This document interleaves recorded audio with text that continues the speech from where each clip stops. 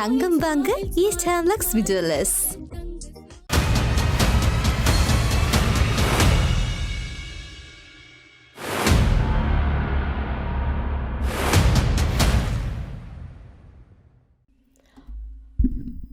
வணக்கம். மற்றொரு இன்றைய பதிவினூடாக இணைந்திருக்கின்றோம். ரஷ்யாவின் இரண்டாவது பெரிய நகரான அல்போனை கிளர்ச்சி படையினர் கைப்பற்றியிருக்கிறார்கள். அங்குள்ள சர்வதேச விமான நிலையத்தையும் தங்கள் கட்டுப்பாட்டின் கீழ் கொண்டு வந்துள்ளதாகவும் அவர்கள் சொல்லியிருக்கிறார்கள். கடந்த 27-28 தேதிகளில் அரச படைகளுக்கும் சிறிய கிளர்ச்சி படையினரும் திடீரென கடும் மோதலில் ஈடுபட்டனர். அதனைத் தொடர்ந்தே நேற்று முன்தினம் அலப்போ நகரம் தம் கட்டுப்பாட்டின் கீழ் வந்துள்ளதாக தெரிவித்துள்ளனர். இதன்போது சிறிய அரச படைகளுக்கும் எதிரணி படைகளுக்கும் இடையில் இடம்பெற்ற மோதலில் நூற்றுக்கணக்கானவர்கள் கொல்லப்பட்டதாக சொல்லப்படுகிறது.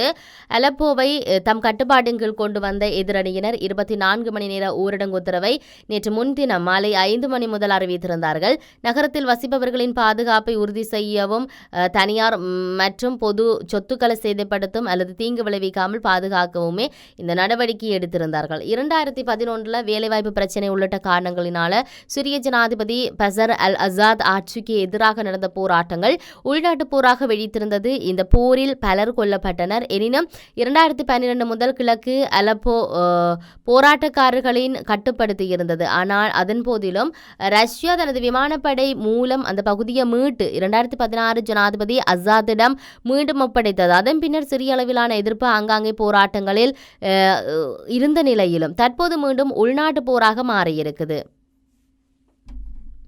இந்த போராட்டங்களின் தீவிரமாக செயல்பட்ட கஜாத் தாஹிர் அல் அசாம் கிளர்ச்சி அமைப்பினர் திடீரென மீண்டும் சிரிய இராணுவத்தினரிடம் ஆயுத மோதலில் ஈடுபட்டுள்ளமை குறிப்பிடத்தக்கது. இவையெல்லாம் இருக்கு. இன்னொரு பக்கம் காசாவில் இஸ்ரேலின் தாக்குதல்களில் ஒரு நாளில் 100க்கும் அதிகமானோர் கொல்லப்பட்டு மறுநாளான நேற்று இஸ்ரேல் தனது சரமாரி தாக்குதலை தொடர்ந்த நிலையில் வேர்ல்ட் சென்ட்ரல் கிச்சன் தொண்டு அமைப்பு உறுப்பினர்கள் சென்ற வாகனமும் இலக்கு வைக்கப்பட்டதால் அந்த அமைப்பு காசாவுடனான பணிகளை நிறுத்தியுள்ளது.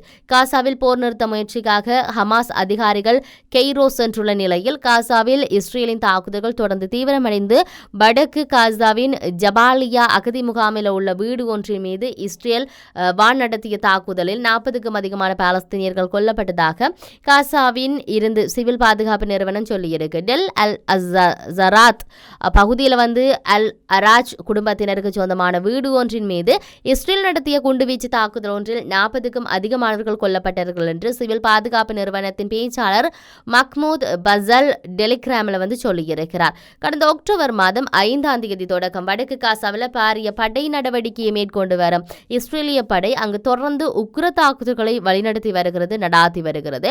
ஹமாஸ் போராளிகள் மீண்டும் ஒருங்கிணைவதை தடுப்பதற்கு இந்த நடவடிக்கைகள் எடுப்பதாக இஸ்ரேல் கூறிய போதும் இஸ்ரேல் அந்த பகுதியை ஆக்கிரமித்து மக்களை வலுக்கட்டாயமாக இடம்பெயரச் செய்வதாக அங்கிருந்து வந்துள்ள பாலஸ்தீனியர்கள் குற்றம் சாட்டியிருக்கிறார்கள்.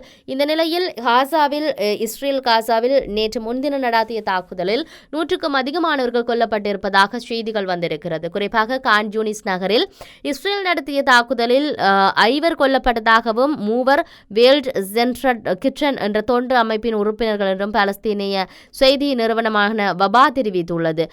இவர்களில் இந்த தொண்டு அமைப்பின் காசாவுக்கான பணிப்பாளரும் இருப்பதாக செய்திகள் நிறுவனம் கூறியது. இதில் தாக்குதலுக்கு இலக்கானதாக கூறப்படும் வெள்ளை நிற வாகனம் ஒன்றின் படத்தை பகிர்ந்திருக்கும் அந்த தொண்டு அமைப்பு மனமுடைந்திருப்பதாக தெரிவித்துள்ளது. அதே நேரம் பிரிட்டன் உதவி நிறுவனமான சிறுவர்கள் பாதுகாப்பும் அமைப்பு ஹான் யூனிஸில் கடந்த சனிக்கிழமை நண்பகலில் இடம்பெற்ற தாக்குதல் ஒன்றில் தமது உறுப்பினர் ஒருவரை கொல்லப்பட்டதாக தெரிவித்துள்ளது. 39 வயதான அகமது வைசால் இஸ்லீம் அல்காதி தமது மனைவி மற்றும் 3 வயது மகனை பார்ப்பதற்கு பள்ளிவாசலிலிருந்து வீடு திரும்பும் போது கொல்லப்பட்டிருக்கிறார். அந்த அமைப்பு குறித்து குறிப்பிடப்பட்டிருக்கு பல விடயங்கள். இதேவேளை இஸ்ரேல் நேற்று நடாத்திய இந்த தாக்குதல் ஒன்றில் கூடாரம் ஒன்றில் தன்னுடைய குடும்பத்தினருடன் அடைக்கலம் பெற்றிருந்த 2 சிறுவர்கள் கொல்லப்பட்டதாக காசா மருத்துவ வட்டாரம் தெரிவித்திருக்கு. ஆயிரக்கணக்காக இடம்பெயர்ந்துள்ள மக்கள் கூடாரங்களில் அடைக்கலம் பெற்றிருக்கலாம். அல் மதாவாஜியில் இந்த தாக்குதல் இடம்பெற்றிருப்பது இதில் சிறுவர்கள் தாய் மற்றும் சகோதரர்கள் காயமடைந்திருப்பதாக நாசர் மருத்துவமனை குறிப்பிட்டதாக ஏபி செய்தி நிறுவனம் சொல்லுது. போரில் இடம்பெயர்ந்துள்ள பாலஸ்தீனியர்கள் இஸ்ரேலின் பாதுகாப்பு வலயமாக அறிவிக்கப்பட்ட அல் மபாசி பகுதியில் அதிக அளவில் அடைக்கலம் பெற்றிருக்கிறார். வருகிறார்கள். போதிய உட்கட்டமைப்புகள் இல்லாத இந்த பகுதி மீது இஸ்ரேல் அடிக்கடி தாக்குதல்கள் நடத்தி வருது. மறுபுறம் தெற்கு காசாவில் ரபா நகரில் இருக்கும் அல் ஜபூரா அகதி முகாமில் இஸ்ரேல் நடத்திய வான் தாக்குதலில் 4 பலஸ்தீனியர்கள் மேலும் கொல்லப்பட்டிருக்கிறார்கள்.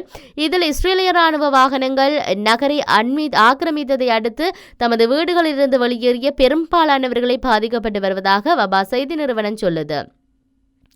இந்த குடியிருப்பாளர்கள் எஞ்சியுள்ள உணவு மற்றும் குளிர்காலத்துக்கான உடைகளை தேடி தரைமட்டமாக்கப்பட்ட தமது வீடுகளுக்கு திரும்புகின்றனர். மேலும் சிலரார் புறநகரங்களில் இருக்கும் தற்காலிக முகாம்களை சென்றடைய முடிந்துள்ளது. மற்றவர்கள் இஸ்ரேலிய படையின் தற்போதைய தாக்குதல்களுக்கு இலக்காகி வருகின்றார்கள் என்பதை அங்கிருப்போர் விவரித்திருக்கிறார்கள், குறிப்பிட்டிருக்கின்றார்கள். காசாவில் 4,15,000க்கும் அதிகமான இடம்பெயர்வுகள் மக்கள் பலஸ்தீன் அகதிகளுக்கான ஐநா நிறுவனத்தில் நடத்தப்படும் பாடசாலை கட்டிடங்களில் அடைக்கலம் பெற்றிருப்பதாக அந்த நிறுவனம் எக்ஸ் சமூக வலைதளத்தில் குறிப்பிட்டிருப்பதை நாங்கள் பார்க்கக்கூடியதாக இருக்கிறது.